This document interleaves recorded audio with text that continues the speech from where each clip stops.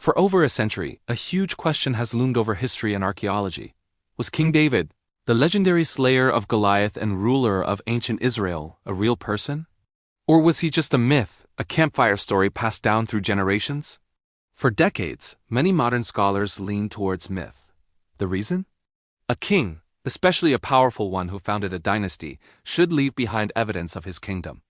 Palaces, administrative buildings, city walls, something. And for the longest time, archaeologists looking in and around Jerusalem found nothing from his supposed era, the 10th century BCE. The lack of a palace was a massive hole in the historical record. It led many to believe that if David existed at all, he was probably just a small-time tribal chieftain, not the mighty king the Bible describes. The grand stories of his kingdom were likely written centuries later, embellishing a minor local leader into a national hero. This view became the standard in many academic circles. David was a legend, not a king. But what if everyone was looking in the wrong place? Enter a forgotten lonely hilltop about 20 miles southwest of Jerusalem. It was known by its Arabic name, Khirbet Qeiyafa. For years, archaeologists barely gave it a second glance. It was remote, isolated, and most surveys dismissed it as just another minor fortress from a later period. No one thought it held the key to one of history's greatest mysteries. It was just a pile of rocks on a hill overlooking the Elah Valley, the very valley where the Bible says David fought Goliath. For a long time, that was its only claim to fame, a geographical footnote in a famous story. But in 2007, everything changed. An archaeologist named Joseph Garfinkel decided to take a closer look. And what he started to uncover would send shockwaves through the world of biblical history. The first thing that stunned Garfinkel's team was the wall. This wasn't some flimsy barrier. It was a massive 700-meter-long casemate wall, built with some stones weighing up to 8 tons. Building something on this scale required immense organization. You'd need engineers to plan it, hundreds of workers to quarry and move the stones, and a centralized authority to command and feed them all. This wasn't the work of a small tribe. This was a major state-level construction project. The city inside the walls was just as impressive. It wasn't a chaotic jumble of houses. It was a planned city with a ring of houses built directly into the main city wall, a feature unique to Israelite cities of that period.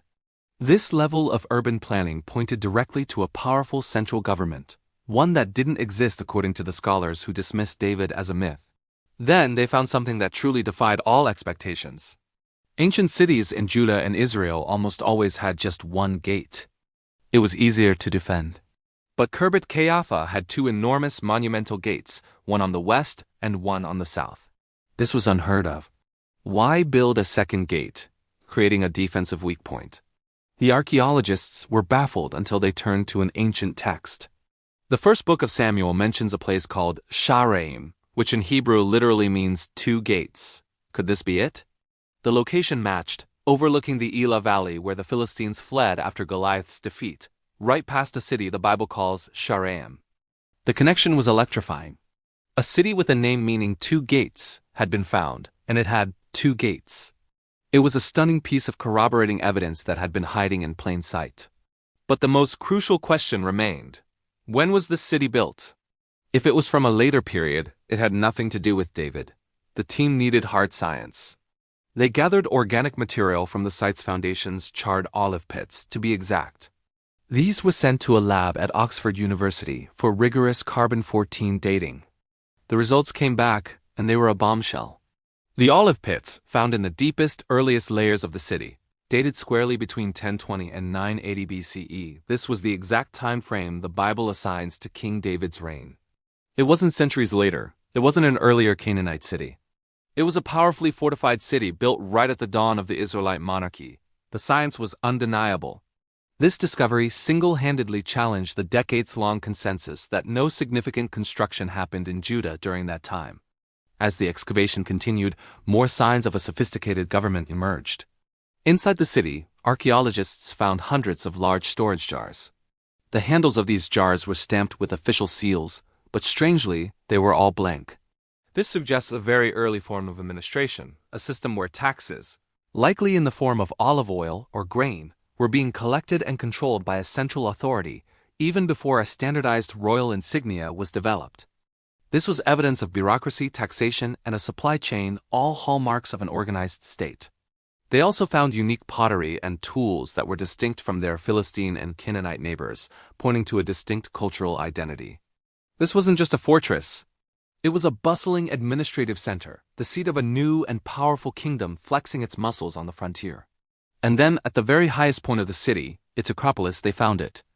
The ruins of the largest building in the entire settlement, a sprawling, 1,000-square-meter complex with a commanding view of the entire region, all the way to the coastal plain. It was a palace. Its location, size, and grandeur relative to the rest of the city left no doubt about its function. This was the residence of the city's ruler, the command center for the entire fortified hub. A governor, a commander, or perhaps even the king himself would have stood on these very grounds, looking out over his domain. Combining the massive walls, the 2 gates, the carbon dating, the administrative evidence, and now a palace, all from the time of David, the team had found the missing piece of the puzzle. This was a royal city from the 10th century BCE. You might think a discovery this monumental would be universally celebrated, but that's not how academia works. The moment Garfinkel published his findings, a firestorm of controversy erupted. Many prominent scholars who had built their careers on the idea of a mythical David fiercely resisted the conclusions. They argued it could be a Philistine fortress despite the distinct pottery. They claimed the dating was wrong, despite the Oxford labs. They downplayed the significance of the architecture. Why the pushback? Because Khirbet Qeiyafa threatened to overturn decades of established theory. It suggested that the biblical narrative, which they had long dismissed as pure fiction, might actually have a solid historical core. The debate became heated and, at times, personal. It was a classic clash between hard archaeological data and long-held academic dogma. So, what does this all mean for history? The discovery of this fortified city, which many now identify as biblical Shaaraim, fundamentally rewrites the story of early Israel. It demonstrates that in the 10th century BCE, a powerful, organized kingdom did exist in the Judean hills.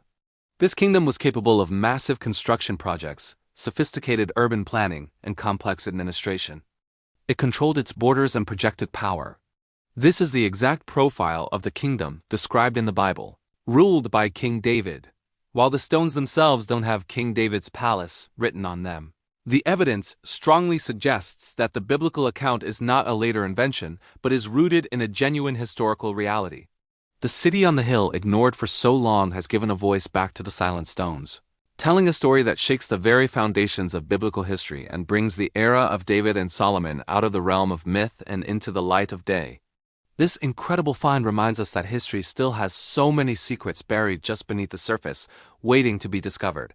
Thanks for watching, and don't forget to like and subscribe for more journeys into the past.